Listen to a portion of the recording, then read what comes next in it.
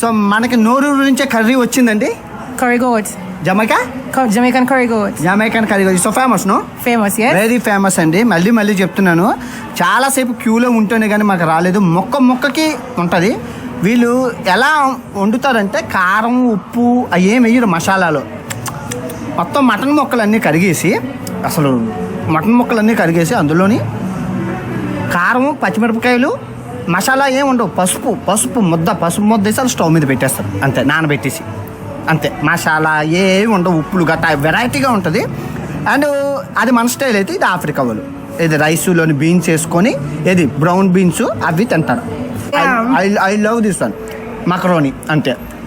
ఇది African style, Indian style మేక curry. అసలైన మేక కర్రీ. మన వాళ్ళు అప్గ్రేడ్ అయిపోయారు.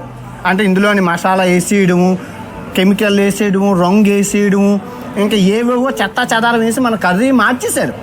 ఇది 200 సంవత్సరాల క్రితం కర్రీ. అసలైన కర్రీ గోట్ మేక మాంసం. అసలు నూరు ఊడిపోతుంది అది. అసలు నాకు నిన్నున్న 10 రోజులు ఇదే తిన్నాను, ఒక్కరోజు మిస్ అవ్వలేదు. పొద్దున్న మళ్ళీ దొరుకుతుందో దొరకదో అని అంత రుచిగా ఉంటుంది. భలే చిన్నపిల్లలు కూడా తినేయచ్చు, ఆరోగ్యంగా ఉంటుంది.